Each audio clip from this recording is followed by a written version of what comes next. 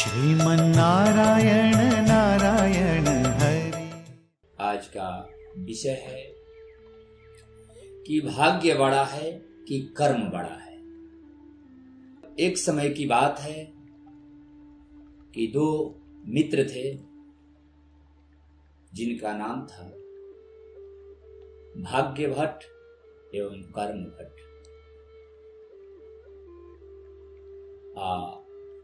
दोनों आपस में वार्तालाप करते थे। वो कहते थे कि भाग्य बड़ा है, कहते कर्म बड़ा है। आपस में तकरार करते हुए, लेकिन दो व्यक्तियों का बात कोई तीसरा ही व्यक्ति उसको निदान, उदाहरण या उसके प्रश्न का हल कर सकता है और आपस दोनों में कोई नहीं कर सकता है। दोनों के मन में विचार आया कि हम लोग चलें अपने गुरुदेव के पास। गुरुदेव का नाम था ज्ञान भट्ट। जो गुरुदेव थे बहुत बड़े ज्ञानी थे।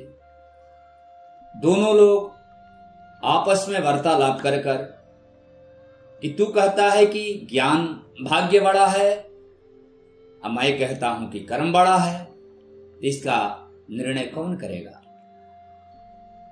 इसके लिए हम लोग अपने गुरुदेव ज्ञान भट्ट के पास चला गए। ज्ञान भट्ट जी महाराज के पास गए। लोग कहे, महाराज हम कर्म भट्ट, ये भाग्य भट्ट। हम कहते कर्म बड़ा है, ये कह रहे हैं कि भाग्य बड़ा है।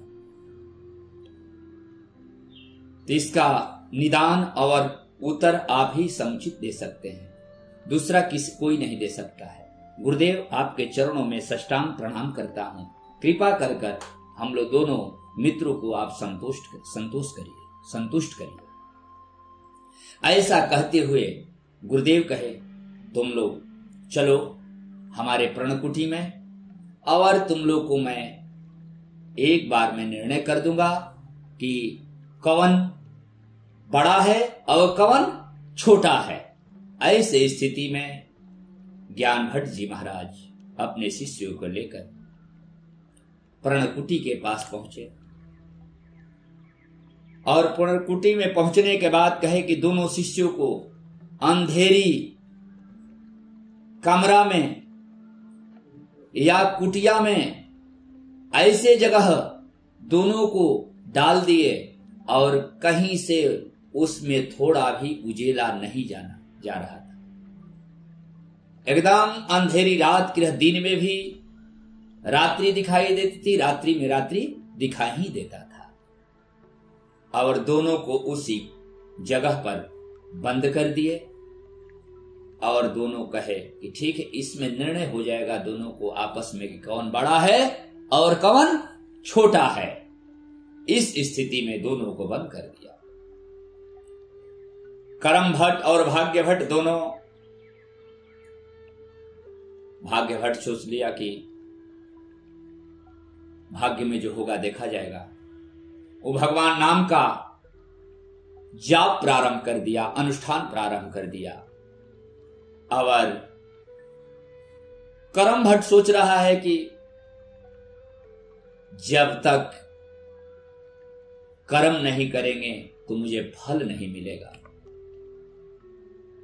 ये अपना साधना में लगे हुए हैं भाग्य भट्ट, और कर्म भट्ट उसी कुटिया में, उसी कमरे में अंधेरा छाया हुआ है, लेकिन अपना कर्म किया कि बिना कर्म किए हुए कुछ होने वाला नहीं है।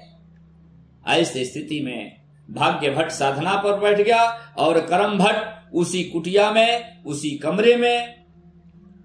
अंधेरा कोई दिख नहीं रहा था, जिधर चल रहा था लड़ जा रहा था, जिधर जा रहा था लड़ जा रहा था, लेकिन कर्म से विमुख नहीं हो रहा था कर्म भट्ट। और ऐसे स्थिति में सज्जनों, कर्म भट्ट ऐसे ऐसे पकड़ते हुए कई बार उसको चोट लगा, गिर पड़ा, लेकिन पुनः खड़े होकर खोजने लगा, क्या कहीं कुछ मिल जाए, कुछ करें तो कुछ खाने के लिए हो जाए। ऐसे करते करते ऐसी स्थिति आई कि एक छोटा सा घड़ा मिला। उस घड़े में हाथ लगाया तो उसमें चना मिल गया और वहीं बैठकर चना खाने लगा। जब चना खाने लगा कट कट की आवाज आने लगी और भाग्य भट्ट साधना में लगे हैं और कर्म भट्ट ने चना खाया, जो उसमें कंकड़ इत्यादि पड़ जाता था उसके मुख में, वही कंकड़ निकालकर भाग्य भट्ट के ऊपर फेंक देता था। ऐसे करते करते ऐसे स्थिति में पुनः गुरुदेव आए और गुरुदेव पूछ रहे हैं, जब गेट खोल रहे हैं तो क्या हाल है, तो देख रहे हैं कि करम भट्ट तो चना खाया और जो चना में से कंकड़ इत्यादि था वो भाग्य भट्ट पर फेंका था, वो जाकर सारा सोना हीरा हो गया। गुरुदेव कहे कि आओ दोनों का निर्णय हो गया। दोनों को निकाले बैठाए। देखो भाग्य भी अपने स्थान पर अच्छा है, कर्म भी अपने स्थान पर अच्छा है। करम भट्ट कर्म किया और भाग्य भट्ट भाग्य के लिए अपना साधना किया और ये कर्म किया तो इसको एक हंडी में चना मिला, तो हंडी में चना मिला तो चना निकालकर खाने लगा और खाकर जो कंकड़ मिला उस कंकड़ भाग्य भट्ट के ऊपर फेंका तो हीरा हुआ, सोना हुआ। लेकिन सज्जनों ये समझो, एक कहने का तात्पर्य है कि वो कर्म किया तो भोजन मिला, वो भाग्य किया तो सोना हीरा मिला।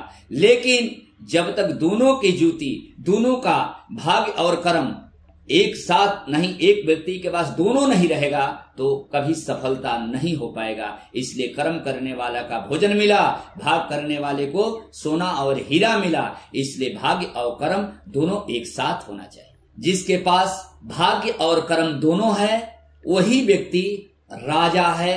कुछ भी कार्य करने में उसको थोड़ा भी संकुच नहीं हुआ, कुछ भी कार्य कर सकता है।